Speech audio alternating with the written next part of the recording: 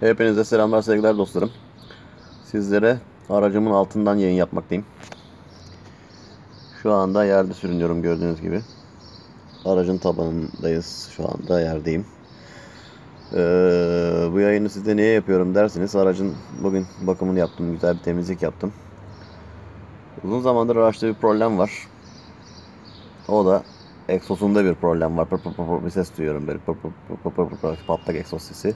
O da işte şu Nasty Hole, Amerikalıların dediği gibi egzoz borumuz delinmiş. Bir tane yeni egzoz borusuna ihtiyacımız olacak. Nasty Hole ama bu orijinal, gördüğünüz gibi kaplamaları, korumaları var üzerinde. Bunu değiştirdiğim zaman yerine gelecek boruda büyük ihtimal, tabi bu ustalar hemen bunları kullanmıyorlar. Yalıtımları vesaire, onları da söküp kendime alırım ya da üzerine takarım.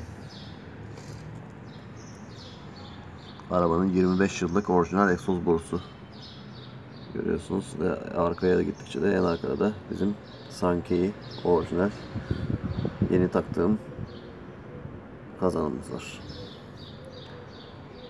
Evet, şimdiki problemimiz bu. Şöyle alttan da gösteriyorum. Artık yani normaldir. 25 yılın etkisiyle çürür bunlar. Artık egzoz borusu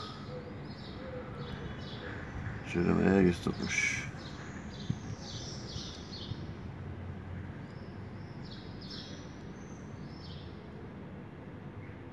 Ve işte dediğimiz. Önümüzdeki hafta bu sorunla ilgileniyor olabilirim. Şimdilik hepinize sevgiler, saygılar sunuyorum. Kendinize iyi bakın. Hoşçakalın dostlarım. Hepinize selamlar, sevgiler dostlarım. Geçen videomda biliyorsunuz bahsetmiştim. Bir egzoz problemimiz vardı. Küçük bir delik vardı egzozumuzda. Bayağı bir düşündüm bunun üzerinde. Şimdi internette piyasayı araştırdım.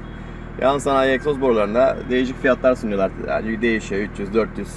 Şimdi hem maddi sebeplerden hem de üzerindeki egzoz borusunun 25 yıllık orijinal boru olmasından dolayı ve küçük bir delik. Bunun dedim orijinalliğini bozmayalım, çünkü üzerinde koruma kaplamaları vesaire var. Eminim ki hiçbir egzozcu ondan uğraşmayacak. Orada ben uğraşacağım onlarla, aman şunu sökün, şunu takın falan uğraşacağız adamların başında. En güzel yöntem bunun üstündeki küçük o deliği kaynatalım. Kaynak yaptıralım. Kalan egzozla boyayalım vesaire, koruma altına alalım dedim. Şimdi bu kaynak işlemini yaptırmak üzere bizim burada evim, oturduğum yer Fahrettin Altay, İzmir. Buna yakın Balçova'da sanayisi var. Oraya genelde yani küçük bir sanayisidir, küçük işlemler için giderler. Orada bir basit bir egzozcu bulalım, böyle eski tip. Orada ucuz yolla halledelim diyorum. Güzel bir şekilde yaptıralım. Hem maddiyat fazla gitmeyecek şekilde hem de sağlam bir şekilde yaptıralım. Bir bakalım durum ne olacak. Ondan sonra tekrar görüşürüz. Kendinize iyi bakın. Görüşmek dileğiyle. Evet sevgili dostlarım, egzoz maceramıza devam ediyoruz. Geçen gün biliyorsunuz en son egzozcuya giderken bir video çekmiştim. Bundan önceki parkta onu göreceksiniz. Fakat tam egzozcuya vardıktan ilk görüntü alayım derken bir anda şarj bitti. Ve orada kala kaldık. Yapılan çalışmaları size biraz anlatayım. Yine önemli işler hallettik. Yine küçük bir kaynak için gitmiştik. Ama yine başımıza başka işler çıktı. Hemen şöyle aracın altına doğru inelim. Evet, şu anda şu ileride görüyorsunuz. İşte yeni bir parça flex.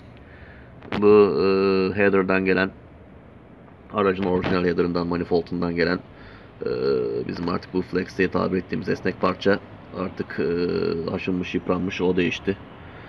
Biz sadece bir kaynağa gitmiştik ama o da değişti, aradan çıktı. Şöyle görüyorsunuz. Yeni bir parça takıldı. Bunun haricinde meşhur deliğimiz de diğer tarafta. Onu da şimdi size göstereceğim. Oraya da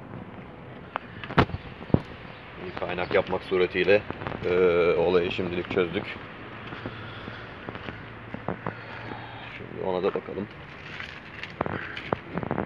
Evet işte. Şurası da, şu noktaya da kaynak yaptırdım. Artık kapandı.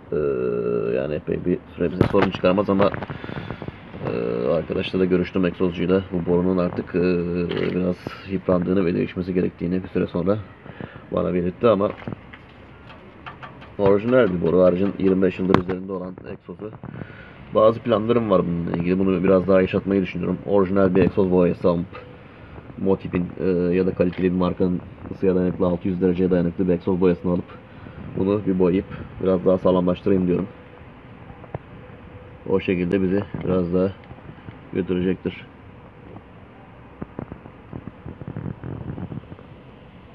Şu şekilde görüyorsunuz borumuzu. Biraz da aracın değişen parçaya bir de buradan bakalım. Ön tarafta. Header'ın altında.